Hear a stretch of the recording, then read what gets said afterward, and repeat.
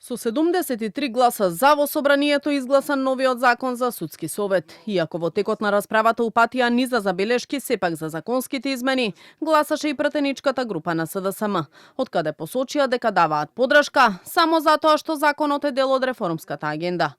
Претходно порачаа дека изборот на нови членови во судскиот совет требало да биде по принципот на антикорупцијска, како и дека законот бил донесен без јавна дебата, а измените повеќе биле козметички отколку суштински. За владеачкото мнозинство пак новото законско решение е во целосна согласност со препораките од оценската мисија на ОПСЕ и мислењето од Венецијанската комисија.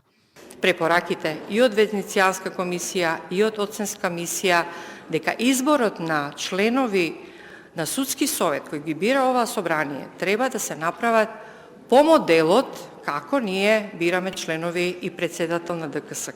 Венецијанската комисија немаат забелешки на ваквиот начин за изборот на членовите.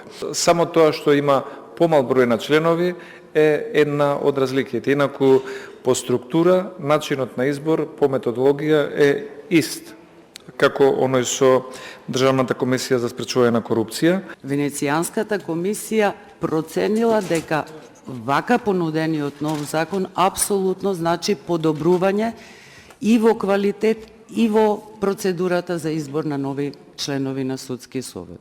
Нема радикални резови какви што нас како држава која е заглибена во византиска корупција, ова е ендемска форма која е нечуена, ја менуваме со козметички измени на закон. Донесувањето на новиот закон за судски совет веднаш беше поздравено од Министерството за правда.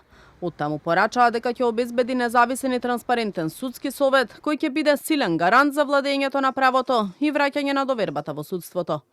Клучните законски измени предвидуваат зајакнување на критериумите за избор, одговорност и разрешување на членови од редот на судиите, јасни правила за дисциплинска одговорност на судиите, прецизирање на терминот истакнат правник, како и поголема транспарентност во работата на судскиот совет.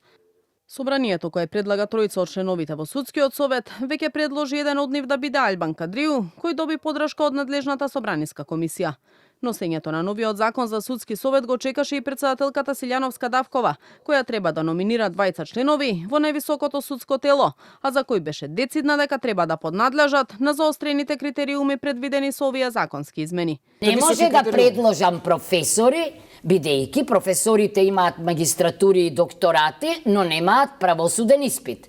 А овој закон бара правосуден испит. На денешната седница со 63 гласа за беше усвоен и предлогот за објавување оглас на избор на нов јавен обвинител, кој следува по оставката на Љупчо Коцевски.